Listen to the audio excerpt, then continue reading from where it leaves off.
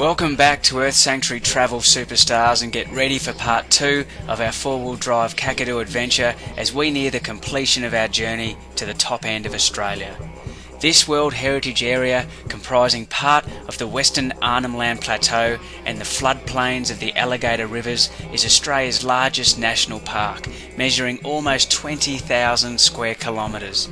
With its awesome biodiversity and captivating scenery, the rivers flow through deep gorges and form great waterfalls over the edge of the escarpment, in places up to 450 metres high.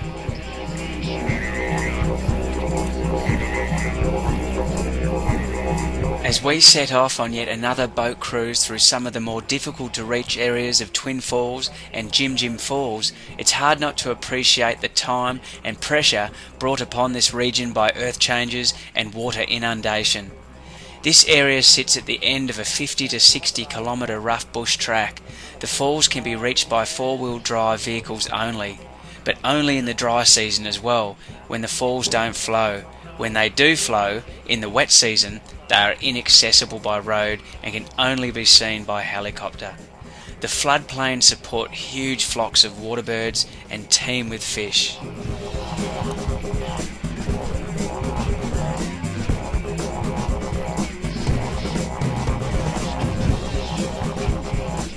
Aboriginal people believe that Kakadu was shaped by their spiritual ancestors during the creation time. These ancestors, or first people, journeyed across the country creating landforms, plants, animals and Bening Moingoy, Aboriginal people. They brought with them laws to live by, including ceremony, language, kinship and ecological knowledge.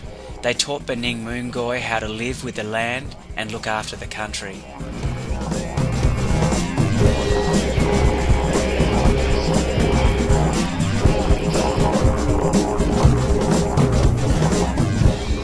The indigenous people of Kakadu are from a number of different clans who speak different languages and in some cases uphold different traditions. Around 50% of the land in Kakadu National Park is Aboriginal land under the Aboriginal Land Rights Act of 1976, which is held in the Northern Territory of Australia. Title to Aboriginal land in the park is held by Aboriginal Land Trusts. The land trusts have leased their land to the Director of National Parks so that it can be used as a national park for the enjoyment of nature lovers from all around the world.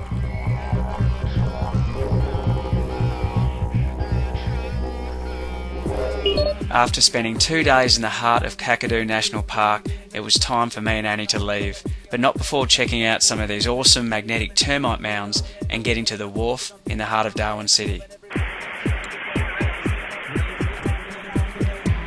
With its stunning tropical waterfalls and swimming holes, this is a truly beautiful destination found just over 100 kilometres south of Darwin. Litchfield National Park has heaps of waterfalls which cascade from a sandstone plateau called the Tabletop Range Monsoon. There is nothing more rejuvenating than swimming in pure spring water that has cascaded through forest and ancient rock holes. Welcome to day 3.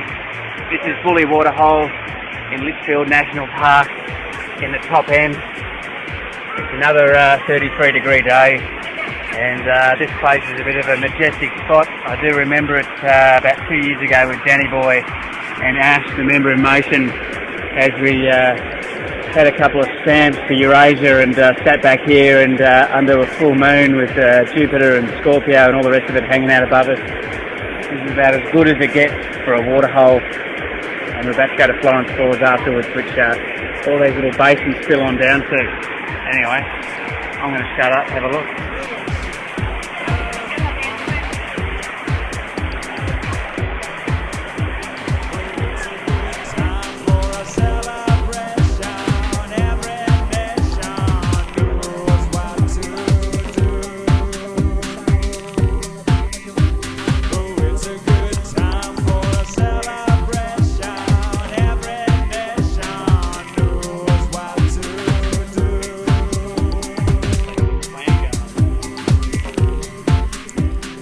After a short trek further into Litchfield National Park, we get to Florence Falls, and this is as good as it gets when it comes to the natural world.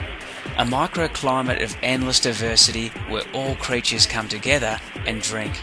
Some people might say that church is their sacred place of worship, but to me, it's right here. Pristine wilderness shining in all its wonder. How are we there, guys? We're now at Florence Falls. We've moved down from Bully Waterhole, and it's stunning down here. This is another twin falls, and we're going to hang out here for a little while. It's hard to comprehend why human beings have become so disconnected from the natural world.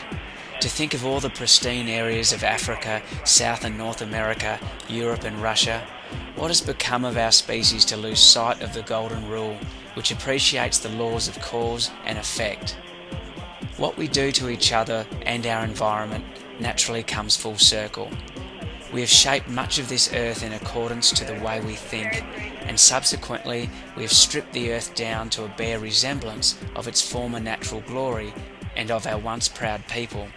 By repeating our mistakes, we only sweeten the lesson. The transformation of human consciousness will deliver us from further self-harm as we slowly remove the veils of perception. The story of the rainbow serpent is about perception.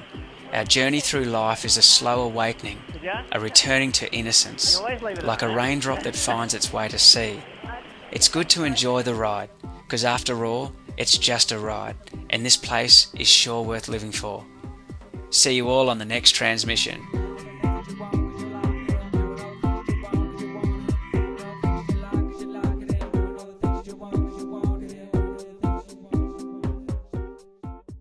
Earth Sanctuary's 10th anniversary. What are we doing for this year's Earth-Based Festival? Danny, 2009 is going to be special. We're going to open up the doors of Earth Sanctuary to let people see sustainability in action. We're taking eco-tours. Then in the evening, we're going to get this little baby going. It's a star show with a Halloween twist. We've got international superstars Charlie McMahon coming here to play didgeridoo and get the rhythms going for the evening. Yeah, little beauty. So October 31st is free shuttle services in and out of town. So give us a call, 8953 6161. We'll see you there.